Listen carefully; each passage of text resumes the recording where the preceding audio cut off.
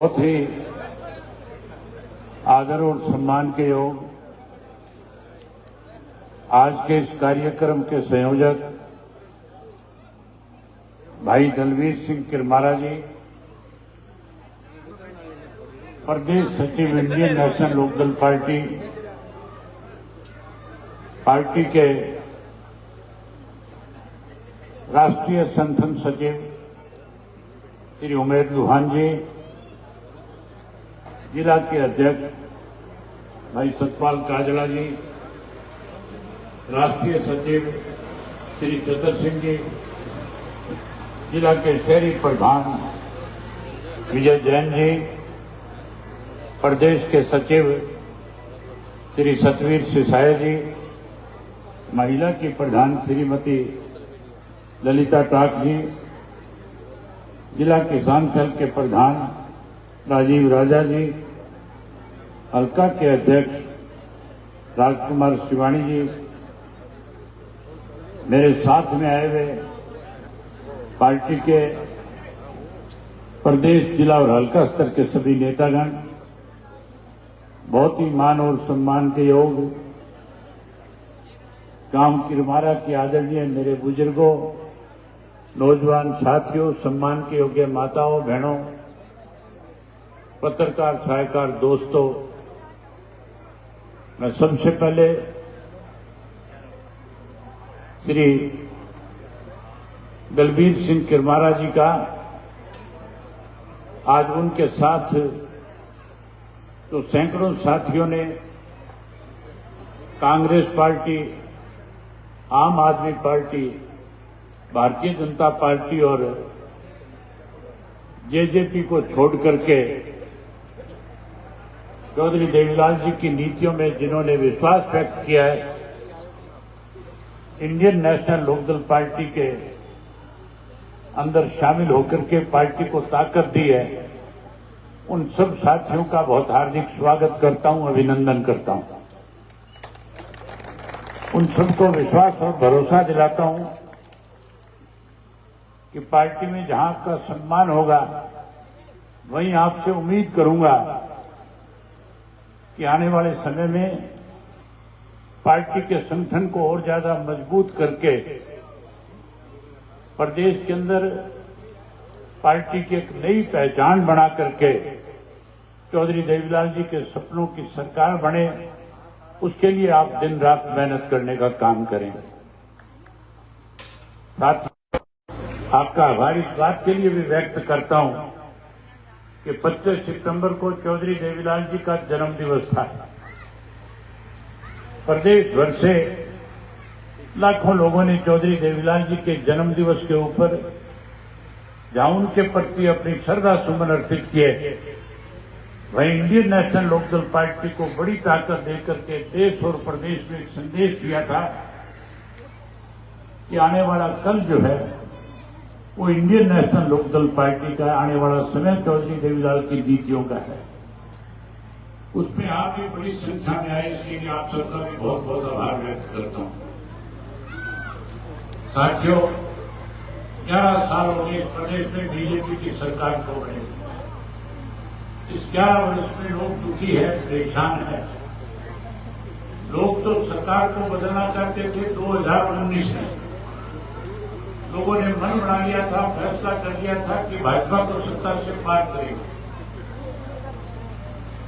अब पीछे जब दोबारा फिर बीजेपी की सरकार बनेगी, तो सरकार बनने के बाद जब मैं प्रदेश भर में संगठन को मजबूत करने के लिए नए सिरे से संगठन बूथ स्तर पे खड़ा हो, इसके लिए लोगों के बीच में गया, तो लोगों ने मुझे खुल करके बहुत सारी बातें बताई। उससे पहले चुनाव से 1 वर्ष पहले भी मैंने हरियाणा प्रदेश के 2000 से ज्यादा गांव में, शहर और कस्बों में जाने का मुझे मौका मिला। मैंने एक पैदल यात्रा करी थी, परिवर्तन यात्रा के नाम से। उस यात्रा के दौरान भी मैं आपके गांव किरमारा में आया था। यहाँ माताओं, बहनों से, नौजवान साथियों से, बुजुर्गों से आशीर्वाद लेकर के गया था। तब भी लोग कह रहे थे कि हम भाजपा को सत्ता से पार करना चाहते हैं।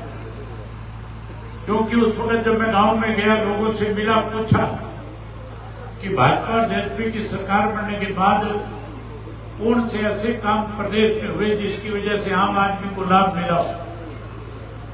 लोग जहां अपने गांव की समस्याएं बता रहे थे, वहीं लोग इस बात को लेकर के परेशान थे कि प्रदेश में भ्रष्टाचार बढ़ा हुआ था। इस बात से दुखी थे कि कानून व्यवस्था खत्म हो रही थी। इस बात से लोग दुखी थे कि चरम सीमा के ऊपर भ्रष्टाचार चल रहा था, महंगाई बढ़ गई थी, बेरोजगारी बढ़ गई थी, किसान दुखी था, मजदूर दुखी था, व्यापारी और कर्मचारी दुखी थे। सब सरकार को बदलना चाहते थे। साथियों, 2019 में जब चुनाव हो रहा था, लोगों ने फैसला कर लिया था कि हम इस सरकार को बदलेंगे। सरकार लोगों ने बदल दी थी। 40 एमएलए भाजपा के जीत करके आए थे, 50 विपक्ष के थे। जो विपक्ष में जीत करके आए थे वो भाजपा के खिलाफ वोट मांग करके आए थे। उन 50 की जिम्मेवारी बनती थी कि भाजपा को सत्ता से बाहर करे, 50 अपना संगठन बना करके सरकार बनाए। लेकिन सरकार बनाने की बजाय भारतीय जनता पार्टी को सत्ता में लाने के लिए कुछ ऐसे स्वार्थी जीते थे, जिसमें आपके उकलाना हल्का से भी एक जीत करके गया था। याद होगा, तुम लोगों ने एक धारक को जिता करके भेजा था, यहां से जिताया था कि नहीं जिताया था? और तुमने ये सोच के जिताया था कि चौधरी देवीलाल की नीतियों को आगे बढ़ाएगा। तुमने ये सोच करके जेजेपी के पक्ष में वोट डाला था कि भाजपा को सत्ता से बाहर करेंगे, जमुना से पार करेंगे। उन्होंने जमुना से पार करने की बजाय जिस भारतीय जनता पार्टी को खूनी पार्टी कहा करते थे, जिसको कहा करते थे कि जिन लोगों ने हरियाणा प्रदेश के नौजवानों को जाट आरक्षण आंदोलन के दौरान गोलियों से भूनकर मारने का काम किया, हम उसका हिसाब करने का काम करेंगे। लेकिन उसका हिसाब करने की बजाय उसी पार्टी के लोगों ने अपने स्वार्थ की पूर्ति के लिए भारतीय जनता पार्टी को अपना समर्थन देकर के सरकार में शामिल हो गए। सरकार में शामिल होने के बाद 5 वर्ष तक बीजेपी के साथ मिलकर के इस प्रदेश को दोनों हाथों से लूटने का काम किया। लोगों ने तो 2019 में भाजपा को सत्ता से बाहर कर दिया, लेकिन स्वार्थी लोगों ने सरकार बना दी। अब की बार फिर लोग कह रहे थे हम सरकार नहीं बनाएंगे। अब की बार लोग सरेआम कहते थे हम कांग्रेस पार्टी को सत्ता में लेकर के आना चाहते हैं।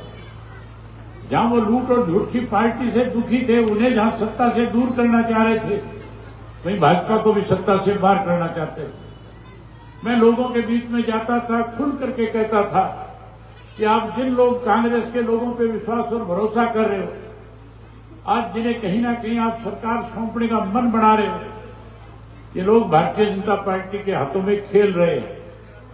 ये कहीं ना कहीं समय आने पे फिर भारतीय जनता पार्टी को सत्ता में लाने का काम करेंगे। मेरी बात पे विश्वास नहीं होता था, लेकिन साथियों, उसी कांग्रेस के नेताओं ने जिन्हें तुम सत्ता देना चाहते थे, उन्होंने भारतीय जनता पार्टी को तीसरी बार प्रदेश में सत्ता बनाने में एक षड्यंत्र के तहत बीजेपी को सत्ता सौंपने का काम किया।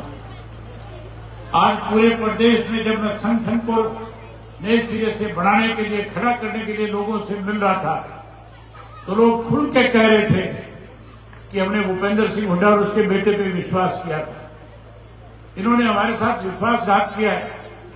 इन्होंने अपने कांग्रेस के साथियों को हरा करके कहीं ना कहीं फिर भाजपा को सत्ता में लाने का काम किया है। अब लोगों का विश्वास और भरोसा कांग्रेस से भी उठ चुका है। अब लोग एक मन बना चुके हैं कि आने वाले समय में 2029 में चौधरी देवीलाल की नीतियों की सरकार फिर से लाने का काम करेंगे।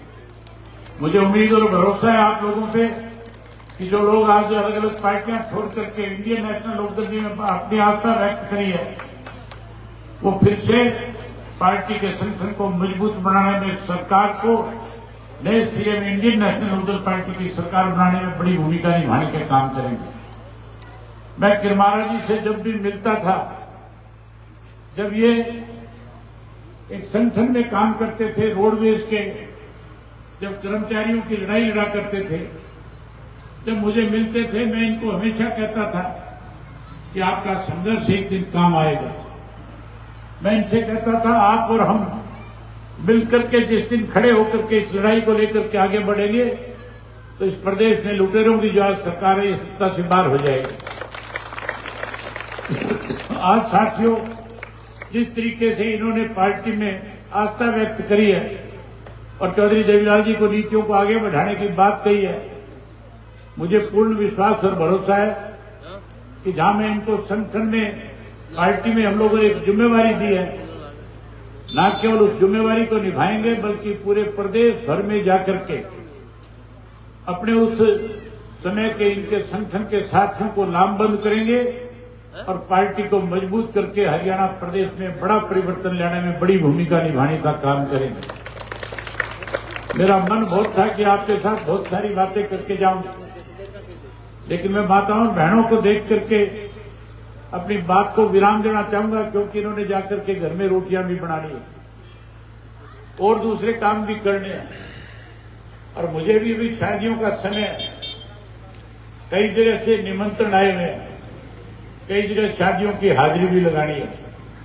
इसके लिए मैं आपके बीच में ज्यादा देर न रह करके केवल एक ही बात आपसे कहना चाहूंगा, कैसे हरियाणा प्रदेश के किसान के साथ न्याय हो सके, कैसे हरियाणा प्रदेश की किसान की अनदेखी करने वाली सरकार को मजबूर किया जा सके।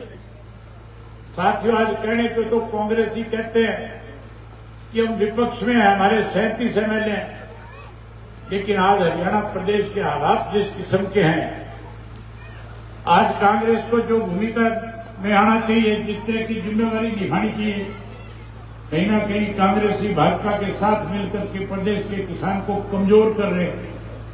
आपके सामने है, जब हरियाणा प्रदेश का भाखड़ा का पानी पंजाब की सरकार ने 3 महीने रोकने का काम किया था, कांग्रेस की तरफ से किसी भी नेता ने एक दिन सरकार को मजबूर करने के लिए केवल बयान दिए, उनकी लड़ाई लड़ने का काम नहीं किया।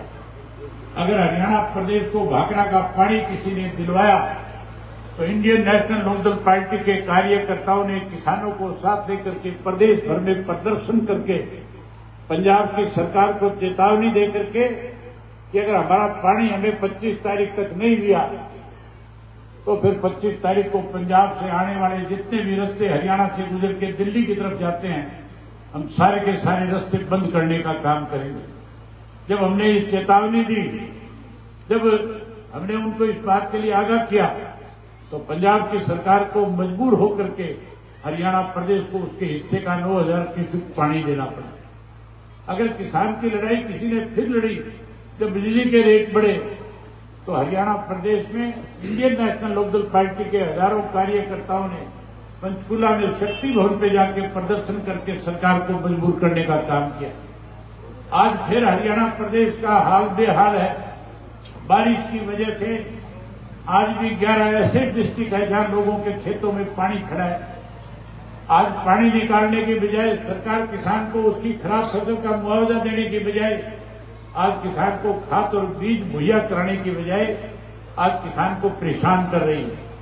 इसके लिए इंडियन नेशनल लोकदल पार्टी ने फैसला लिया है कि हम प्रदेश भर में 3 तारीख को जिला मुख्यालय के ऊपर, डिस्ट्रिक्ट हेडक्वार्टर के ऊपर किसान साथियों को साथ लेकर के जाएंगे और सरकार को मजबूर करेंगे इस बात के लिए कि खेतों में खड़ा हुआ पानी जो है, उस पानी को तुरंत प्रभाव से निकाला जाए, किसान को 50,000 रुपया प्रति एकड़ के हिसाब से मुआवजा दिया जाए, उसकी जो फसल है, चाहे वो बाजरा है, चाहे वो धान की फसल है, उसका निर्धारित जो मूल्य, जो एमएसपी तय की हुई है, उस एमएसपी के अनुसार उसको उसका पैसा दिया जाए और किसान उसकी फसल की स्पेशल गिरदावरी करा करके आने वाली फसल की बिजाई करे, उसके लिए तुरंत मुआवजा देने का काम करे। इसके लिए हमने 3 तारीख का दिन समय तय किया है। मैं उम्मीद करूंगा कि किरमारा गांव से जिस संख्या में आज आप यहां पे आए हो, इसी संख्या में माताएं, बहनें, बड़े बुजुर्ग, नौजवान साथी कल हिसार में आएंगे और सरकार को इस बात के लिए मजबूर करने का काम करेंगे आप लोग इतनी बड़ी संख्या में आए, आपने मेरी बात सुनी। आज जिन साथियों ने पार्टी ज्वाइन की उन सबका एक बार फिर स्वागत और अभिनंदन करता हूं और आपसे उम्मीद करता हूं कि आप कल बड़ी संख्या में आओगे कल बड़ी संख्या में। आपका बहुत धन्यवाद। जय हिंद, जय हरियाणा।